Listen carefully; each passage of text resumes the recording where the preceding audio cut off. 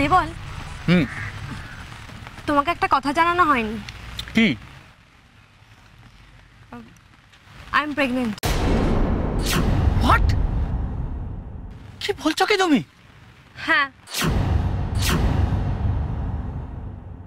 এই ডায়না, কি হবে এখন? আচ্ছা, তুমি বাচ্চাটাকে নষ্ট করে ফেলতে পারো না? এই চলো চলো চলো চলো, এখনই ডাক্তারখানায় চলো চলো।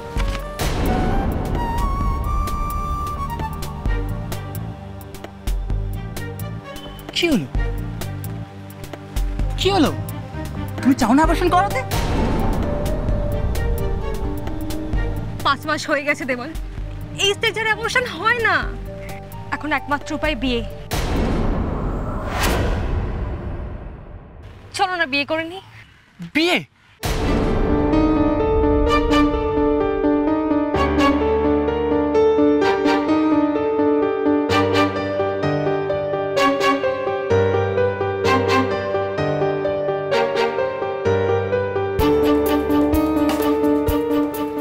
আমরা আমাদের বেবিকে খুব ভালোবাসবো দেবল, বলো না তুমি ভালোবাসবে না ওকে?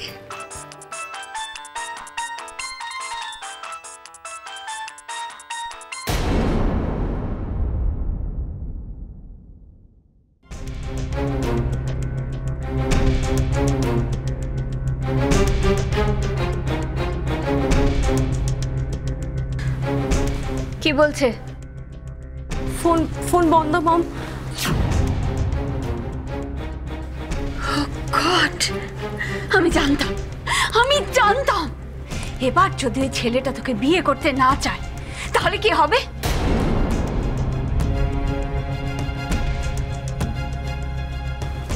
ওরকম ছেলে নয় মম। ও যদি ভালো ছেলে হতো তাহলে এরকম একটা ঘটনা ঘটাতো না।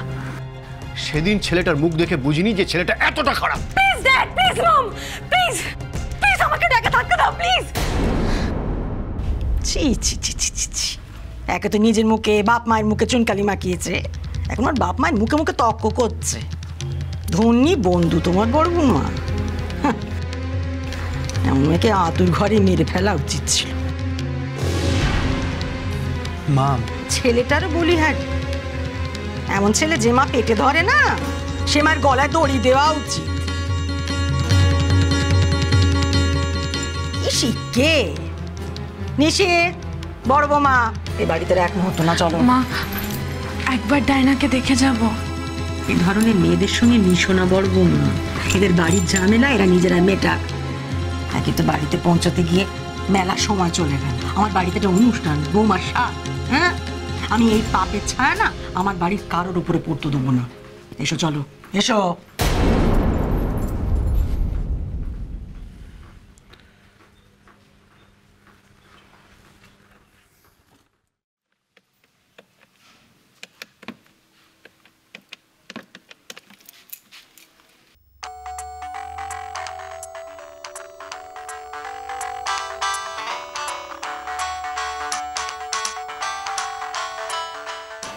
দেবল,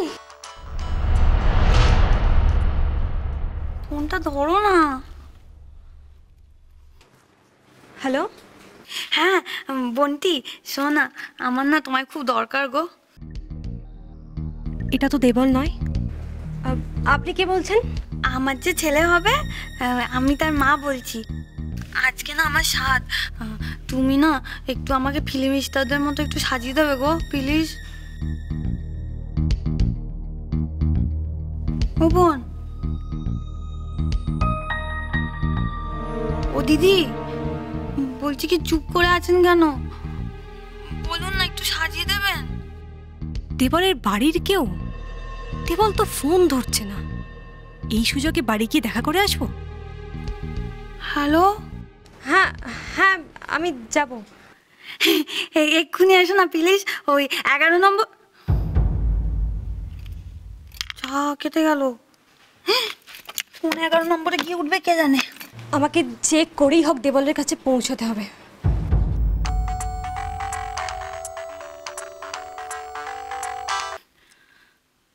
হ্যাঁ হ্যালো, তুমি তো ঠিকানাটাই শুনলে না।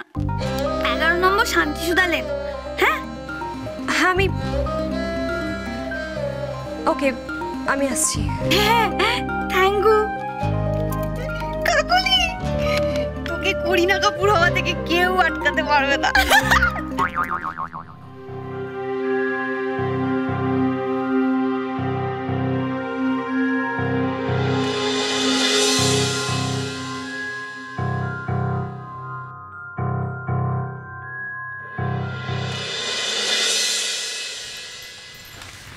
নিষেধ, গণেশ উত্তমকে বললে দই মিষ্টিগুলো এখনই পাঠিয়ে দে। হ্যাঁ মা, সব তৈরি আছে।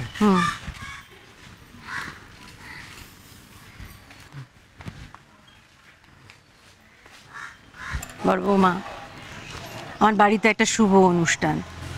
আমি চাই না তুমি সারাক্ষণ এই অশুভ কথাবার্তাটা ভেবে মুখ কালো করে ঘুরে বেড়াও। বাইরে যা হয়েছে তা বাইরে ফেলে রেখে আমার ঘরে ঢোকো। আমার বাড়ির শুভ অনুষ্ঠানে কোনো অশুভ ছায়া পড়ুক, তা আমি চাই না।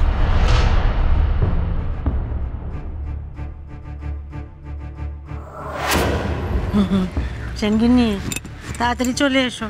হ্যাঁ, আমি পাঁজিতে দেখেছি বেলা 12টা থেকে শুভ সময় শুরু। ওর মধ্যে 7খানা খাইয়ে দেবো আমি।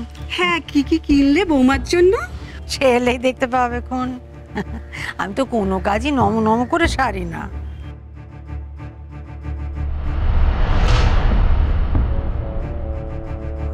এই সময়টা সবচেয়ে ভয়ের, সাবধানে রেখো বৌমাকে। সে তো চেষ্টা করি মেজ বৌমা, যা ছটফটে বাবা।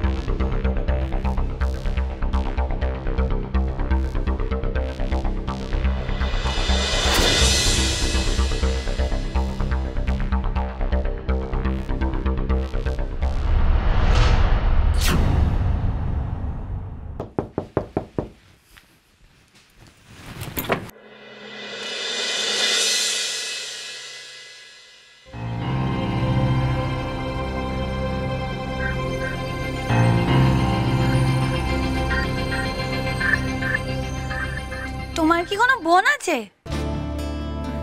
না তো। তাহলে তুমি তো আমাকে আসতে বললে ফোন করে সাজানোর জন্য।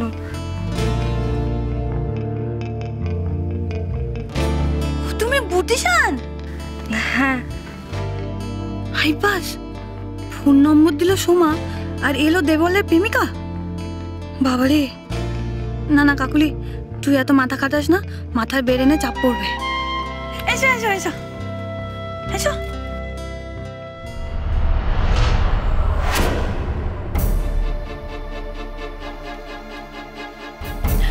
আচ্ছা বলছি, তুমি যে এসেছো দেবল জানে? না তো। মা যদি জিজ্ঞেস করে আমি তখন কি বলবো? আসলে আমি না একদম ঢপ দিতে পারি না, জানো তো, পেটে বাচ্চা আছে তো অসুবিধা হয়।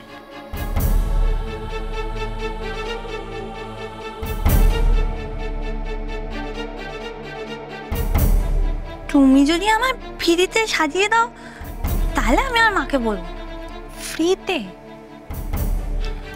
ঠিক আছে, তাহলে মাকে বলে দিই, বলো। দুদিন পর তো এ আমার যাই হবে, আর তাছাড়া উষসীরও বাড়ি এটা। ঠিক আছে চলো। সোমা ভসে ঘি ঢেলেছে টাকা খরচা করে, আর আমি ফ্রিতে সাজবো। তারপর দেখবো কে কাক আর কে ময়ূর। উফ কাকুলি রে।